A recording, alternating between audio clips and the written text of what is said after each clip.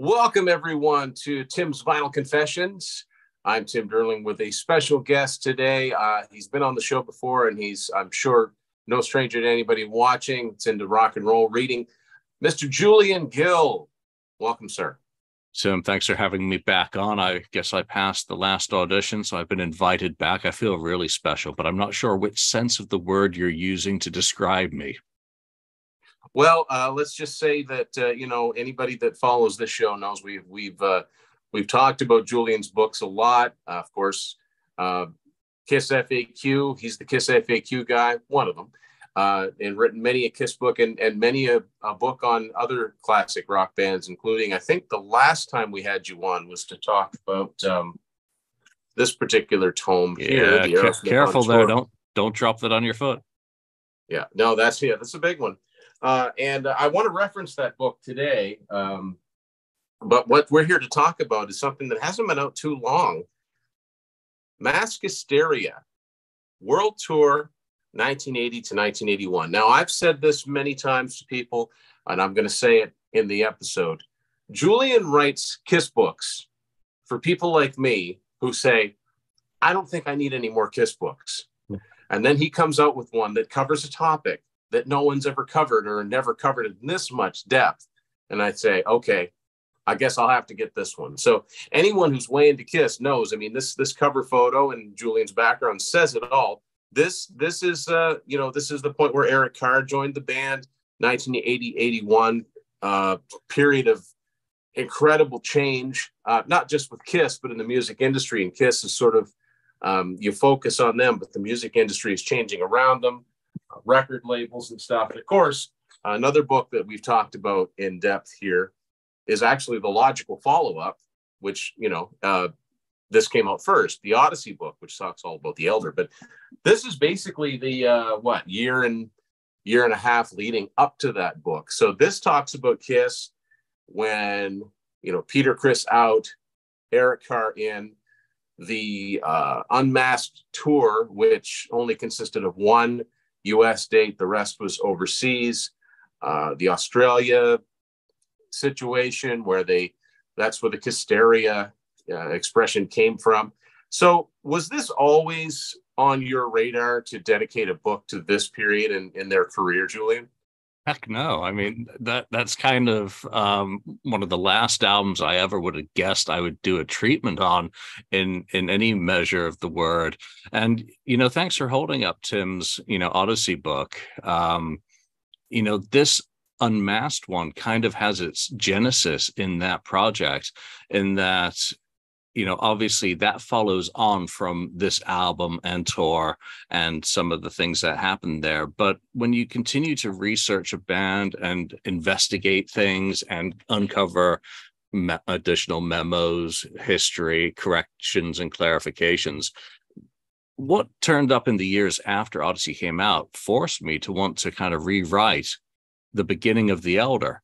And I didn't want to do a deluxe edition of Odyssey and just put it out there again with, some clarifications and expansions to that whole period in early 1981, where they start, they come off the road from Unmasked and they start trying to do their first album in the studio with Eric Carr.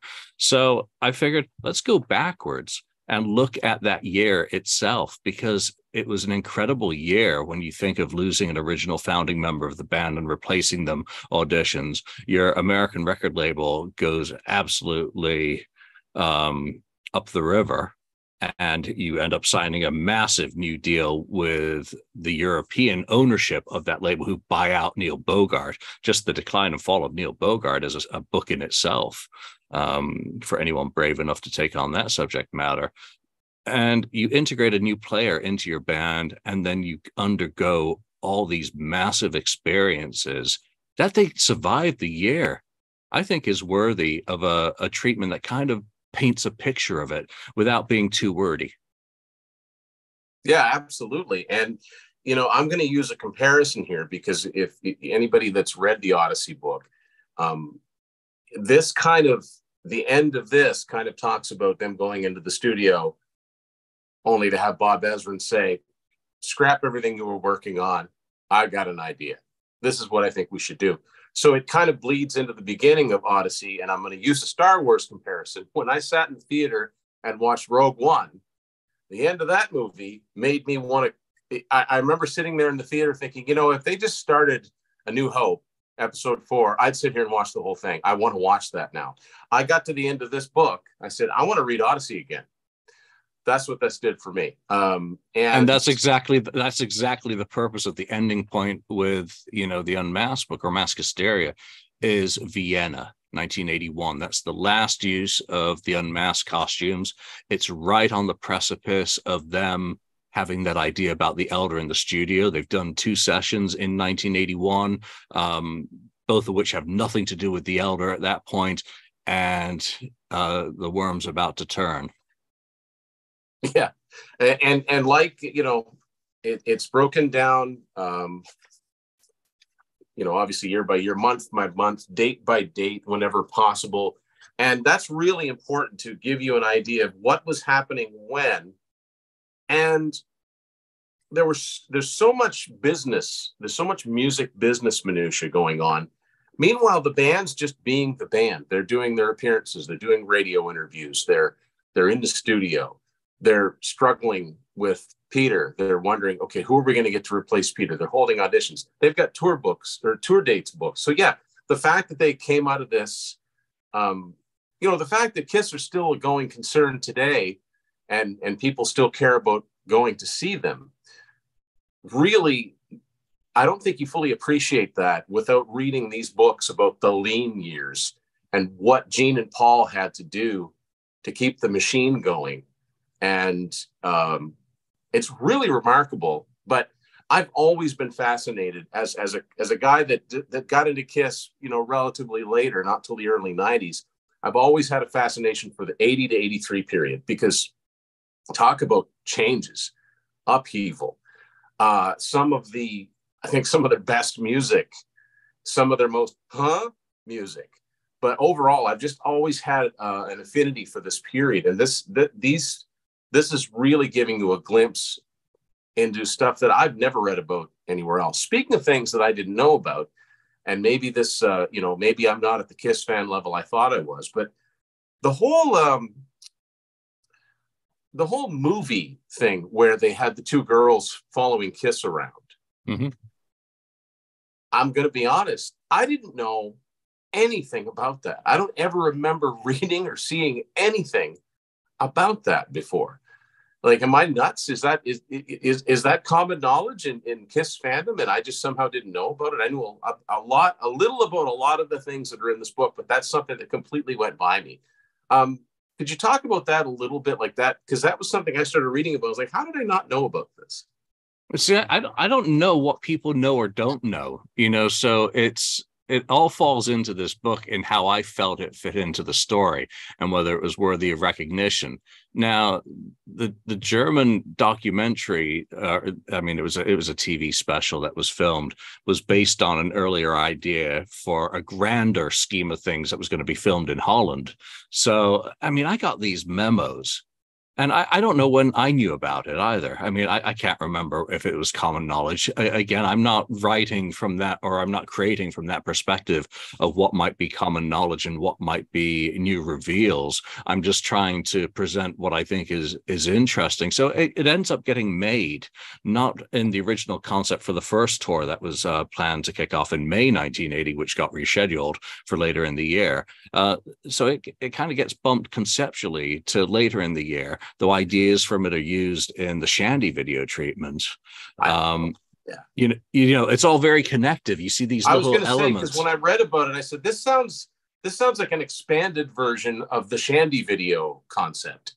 Yeah, but it also plays off the album art, trying to snap them unmasked. And that is what the mission of the girls is in the original TV movie idea, was following KISS around, trying to basically get a glimpse of them unmasked, which it's transformed somewhat in the German TV special, which is more of a love story, of a girl breaking up with her boyfriend to go to the show, and then they connect afterwards, and soft music and ride off into the sunset, blah blah blah. So it was a really fascinating thing, and I couldn't write it out long form to explain it any better than I'm doing talking about it. It kind of just needed the pictures, the treatment from the documents. And again, that's a really important part of this treatment, is the documents.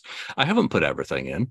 I've left an awful lot out, but I put the documents in that I thought would best tell the story from the perspective of how it was being presented internally, either to the band or being shopped to Aucoin management as a prospective idea. So, it's really cool. I mean, it made me rewatch that German special, and I kind of like the idea of them doing it in Holland, much more appealing.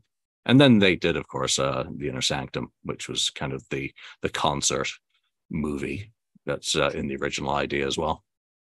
Then, of course, there's, a lot of people have seen this footage. The kids are people too. But the fact that you've got the original ads for it, which out of TV Guide or something, I would imagine, like there's so much cool stuff in here. And like I said, I haven't even scratched the surface yet. This is going to be a book that I return to. Well, visuals are the key for this one. I mean, it's the first thing I've done in full color, which is why it's limited availability. It's not going to be available forever. But you have to have the eye candy in there to set the context when you're not writing it all out long form and explaining in 1,000 words why something happened. It's much better to let that picture, say an ad for, Kids Are People Too, or the one behind it, I think, is the one explaining that the show's just, now filming from New York and debuting, so that all sets the context without me having to write a word. I think it's more visually appealing. Then, of course, you've got Eric Carr, Paul Caravello. Those are his some of his early photos. And Bill Aucoin said, shave the mustache. And something else that I think that I knew, but I'd forgotten about it. I forgot that Bobby Rondinelli was one of the drummers that auditioned, who, of course, he would very shortly end up in Rainbow. And it talks about that because, I mean, yeah, for a band that was so recognizable as 4 distinct characters, well, you've got one of those characters leaving now. And how do you handle that? Because if they haven't always handled it maybe 100%, but they got really good at it. But when this is the first real shakeup in their, at least in public, and it just reading about it, it makes me just so wish. And you actually, talk about this, that, wish there was actually more filmed footage from the Palladium show. Which was Eric's first gig. It would have been great to have been a fly on the wall there. Oh, I mean, if there's not a soundboard from that show, in the very least, then shame on them. My understanding is that it was filmed because he was watching it at Aucoin office afterwards to review his performance. So how much of it, I have no idea. But I'm telling you, they put up one of those brown cardboard generic looking sleeves with, Palladium 1980. I'm buying it. Yeah, I come on. If they did that for the Palladium, if they did it for any of the Australian or even the New Zealand show, which there was a soundboard that now has circulated for years as a bootleg, if they put out a fully polished, because they did do touch-ups on the Australian recordings, unmasked alive, I mean, I would be down with that, as long as they could make it sound a little bit less tinny than the atrocious, versions that are out there. So, yeah, Eric Carr, I think, got lucky. He got lucky because he finally made it, coming up to 30 years old. He'd finally joined a band that was successful, through no effort of his own, but being in the right place at the right time and having the right personality and skill set to make it through that process. But they got lucky with him because of his easygoing nature and good sense of humor. He was the perfect person to be bringing on board. He had to learn an awful lot on the road with them. They couldn't teach him how to be a star. he had to catch on and learn the do's and the don'ts of being in a band. And, a lot of that ignorant bliss would last for quite a few years, but they certainly got much more lucky with him than they did the next two replacements. Yeah, and that's another, that's an interesting thing about Eric too, where they would go on to have, Ace goes, then they have Vinny, and then they have Mark St. John, and then they finally get Bruce. But in between those times, Gene and Paul must have said, either to each other or to themselves, well, at least we got, at least Eric's solid. At least we got him. Yeah, at least for the time being, because later on the friction does develop within the band. But that's a book I have no interest in participating in kind of the darker side of Eric's time with the band, where things had kind of turned against him. Here it's all new. Here it's exciting. Here he's a tourist in Europe, going to a lot of places that he's only seen on the map, and they have also the reinvigoration of that enthusiasm must have been infectious for them at a time where they were jaded. They're coming off the decline of KISS in essence, from the business sense. And, Dynasty Tour, while it had done well enough, was still a letdown. So I'm sure it reinvigorated them. Yeah, it didn't. It wasn't, it wasn't the super KISS that they were hoping for. There's so much cool stuff from the Australian, time. There's the KISS ices, that stuff is so cool, I think. And the Australian stuff is cool because, like so many things in KISS's history, if you only watch the official, the sanctioned material, they make it sound like everything was just a slam dunk hit when they did this.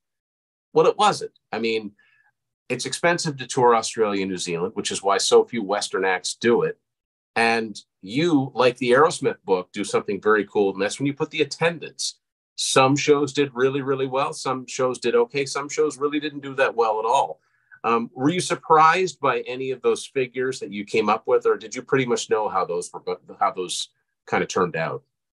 No, I wasn't surprised. But again, they've just been part of my mindset for so many years. I don't think there are any real new discoveries in terms of the attendances. Some of the factors that impacted Australia were out of their control. It was weather related.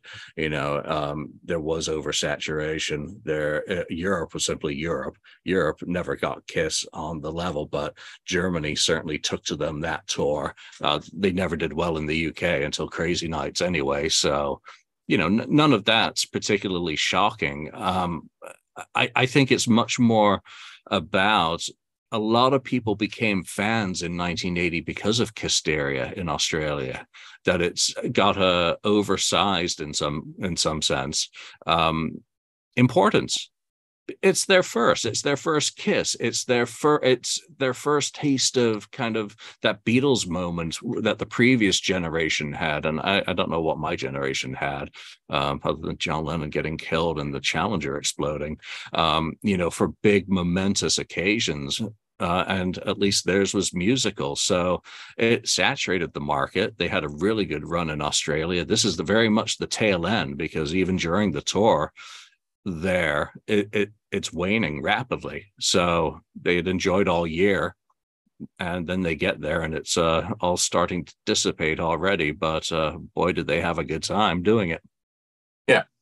The record label stuff I found interesting too. The sale of Casablanca to Phonogram, and like you said, even though it started in 1977 and it gave Casablanca a little bit of money, it was really now it's like the hourglass was flipped over and their time was running out really, really quickly. And it just seemed to come to a head during this time period where all of a sudden it's not Neil Bogart calling all the shots anymore. It's, it's the bigwigs at Phonogram. Now, did you learn anything from that aspect of it? Like from the, all of a sudden, all of the international KISS releases now coming under one banner, because I know that before that it was kind of the Wild West, and those copies are some of the more collectible ones before Phonogram sort of consolidated the distribution. But is there anything you learned from that process that you found kind of interesting, or was this stuff that you kind of already knew and it was just a matter of putting it down? I think I already knew as much as I'm interested in. Yeah, because once you go far into the weeds in terms of business, it gets very boring. That's why I haven't just reprinted the whole 1980 contract and I've just taken selected little pieces out of it. Casablanca's decline was almost inevitable.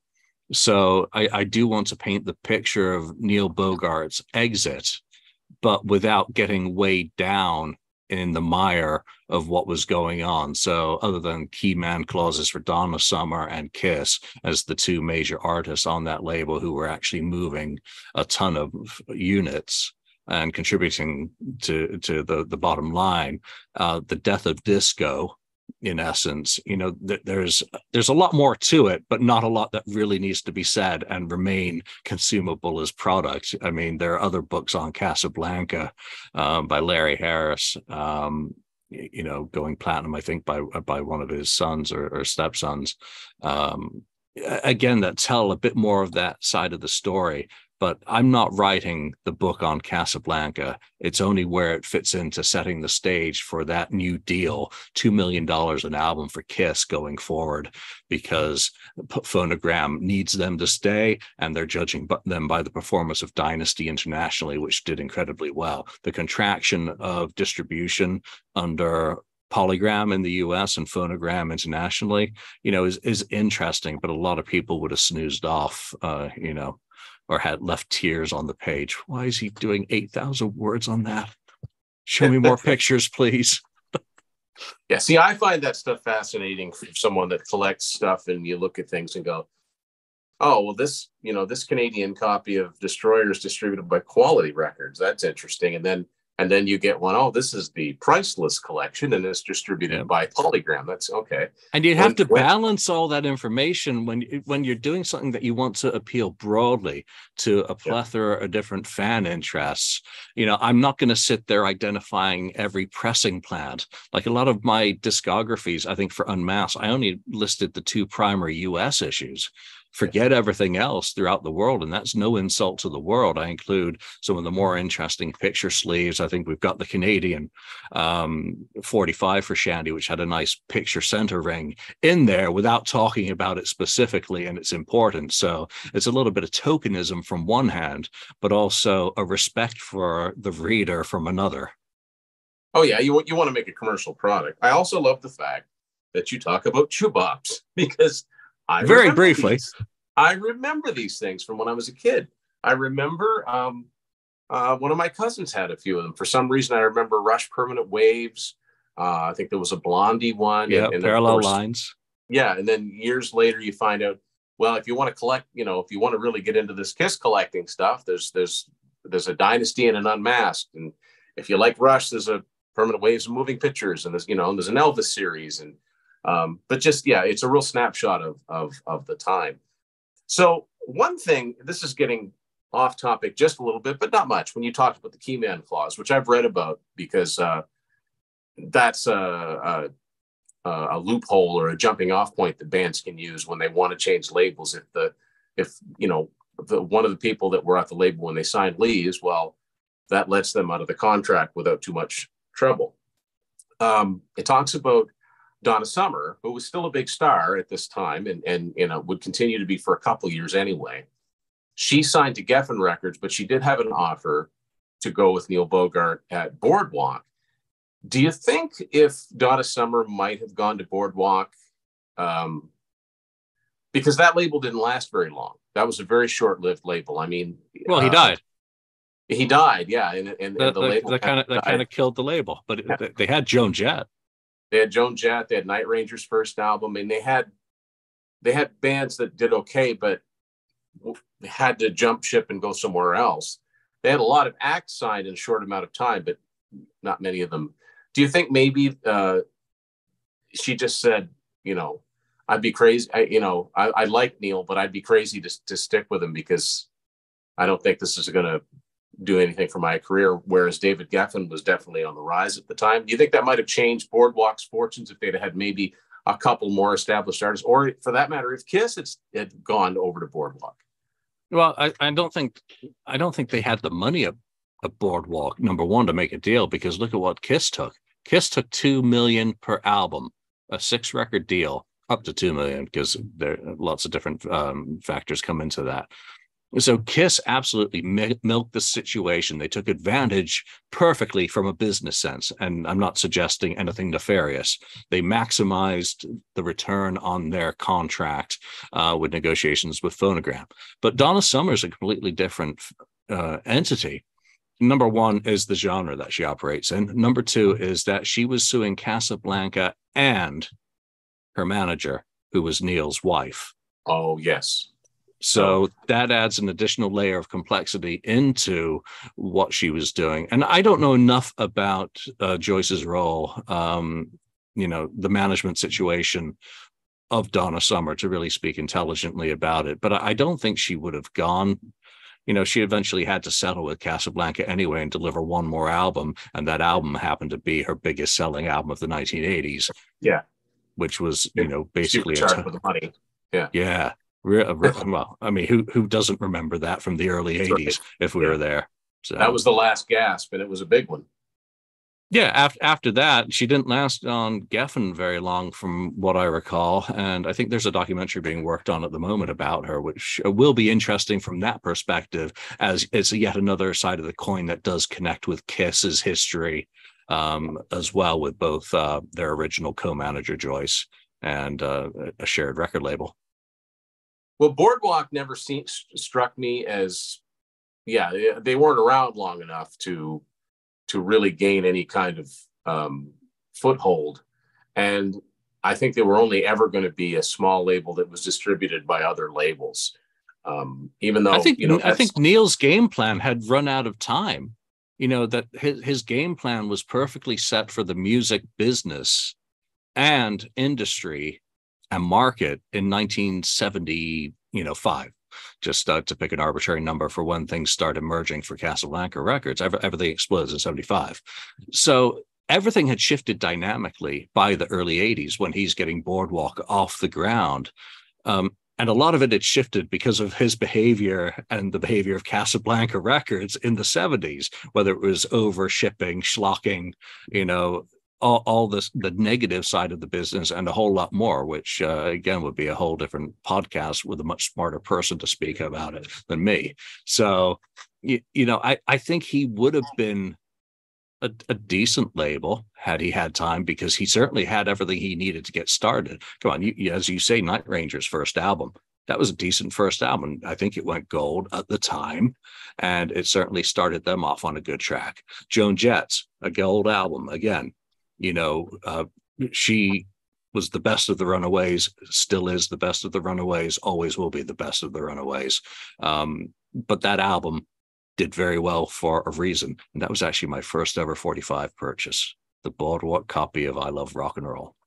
So yeah, and they had a cool logo. Like they were, it was set up for success, but yeah, KISS really did maximize that. But would you say that, if I'm reading this correctly, would you say that Gene and Paul, one of the reasons that they were so adamant about hanging on to Ace is because that deal that they made was contingent upon the three members being in there? Oh, absolutely. Again, the importance of 1980 and a whole reason to do the book is that it sets everything up that happens for the rest of the decade and Unmasked era. It is the foundation. It's the cornerstone. I'll mix metaphors all day long to tell you how important 1980 is and that contract. It absolutely sets the stage for The Elder. It sets the band up for having challenges doing The Elder. It sets up everything that happens with Ace during the recording of that and the following album, Creatures. And it sets the band up for a massive course adjustment when everything is basically found out. Literally, the band is unmasked. So again, it all goes back to 1980. It all goes back to this contract and to what is worked in to that should another member of the band depart. It's really interesting how, like, the record company, the contract defines who the band is. It's not, hey, it's just the four guys in the band. So, no, you've got three band members, and Eric Carr might as well be a member of the crew. Yeah, he is a member of the crew for all Yeah, intents and purposes. He was an extremely well-paid member of the yeah. crew, but he was not an equal in any sense. And they tried to treat him like one, but it was equal in name only. That's one book that is still to be written. C.K. Lentz, Kiss and Sell, is a lot of people's favorite book related to Kiss of all time, because he was there on the business side of the band and wrote very well about it.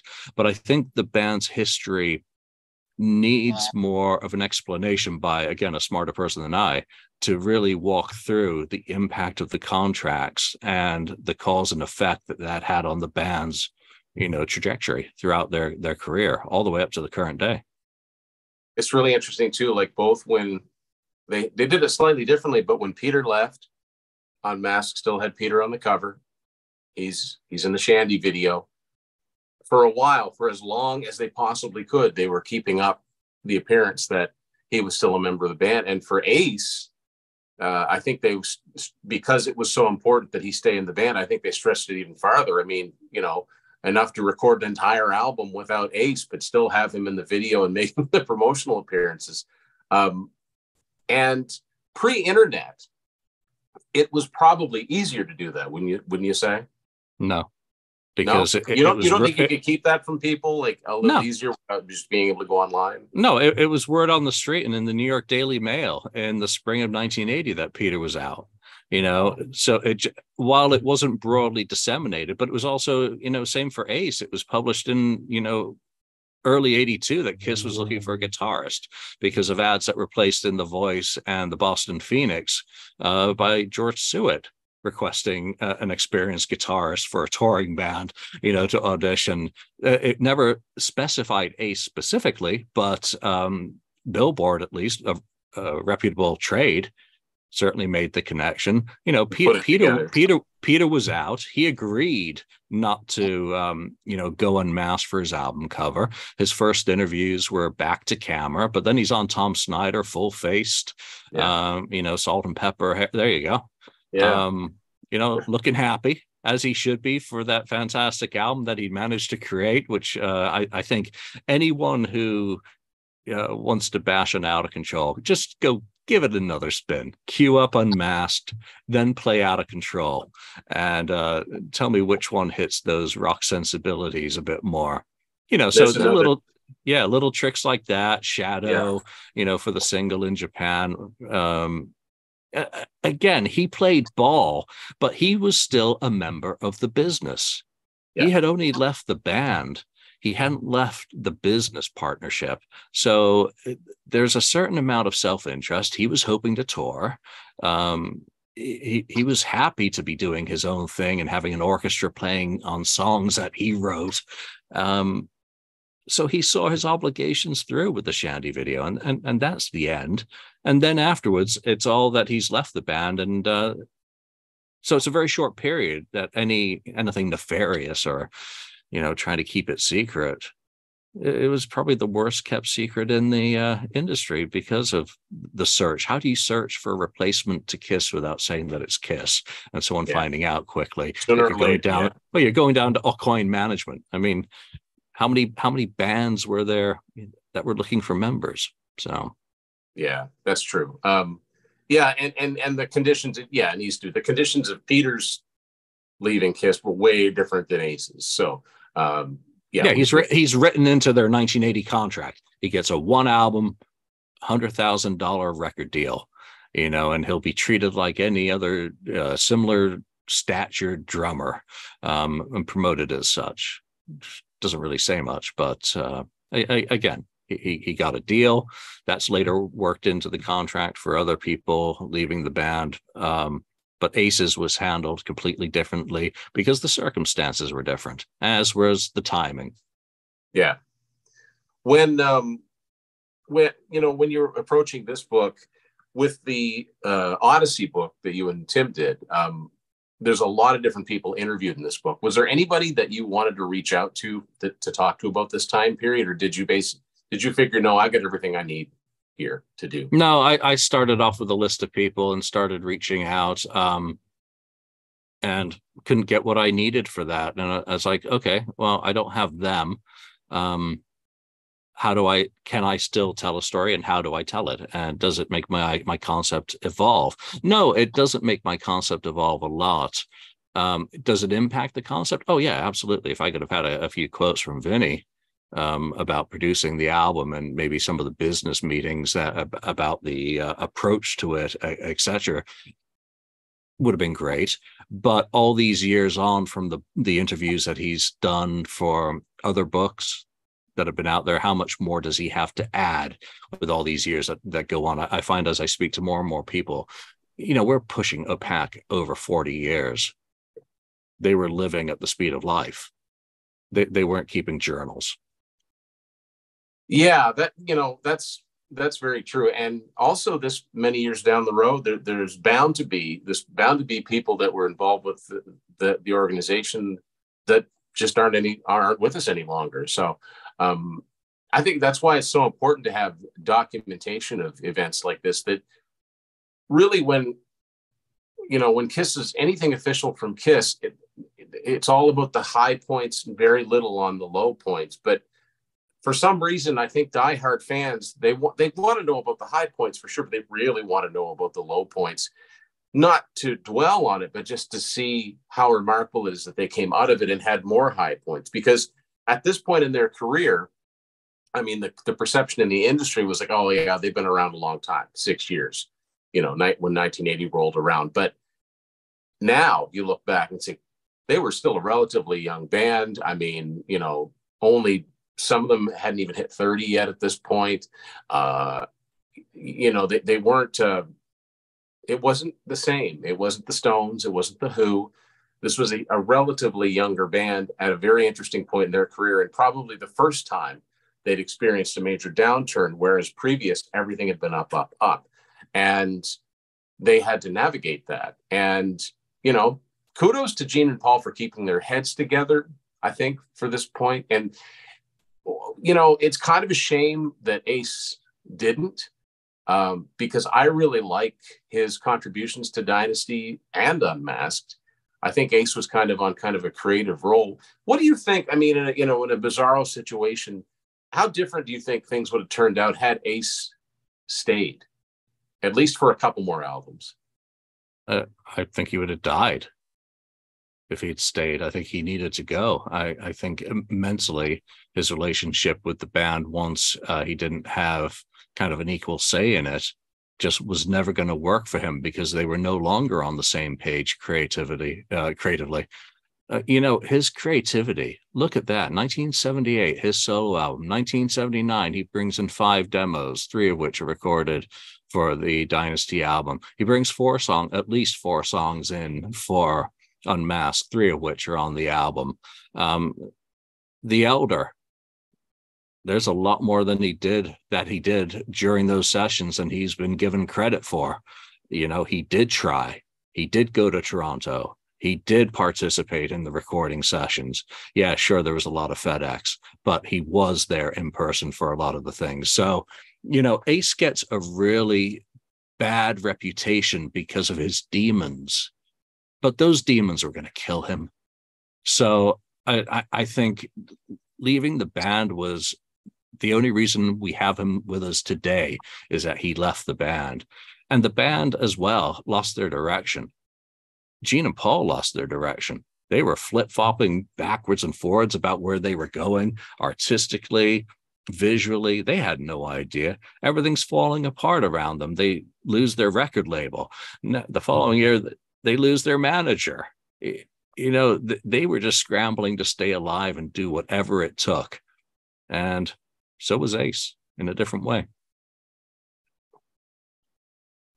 So this book, folks, if you haven't garnered this yet, if you think you want this book, it's because you do. So you need to get yourself a copy of Mass KISSteria. Like I said, it's for the KISS fan that thinks they don't need any more KISS books. But this goes into this fascinating time period. And I can't even begin to tell you all the different things that are in here, all the press clippings.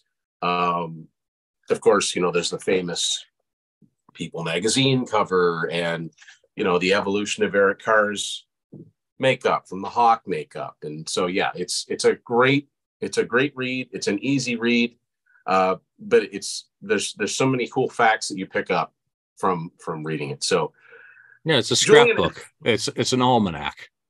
yeah, and it's a, whether or not you like the music that Kiss made during this period, if you're a Kiss fan, you at least know a little bit about it, at least the Australian thing, and the fact that they didn't do an unmasked tour proper in North America. It's fascinating stuff.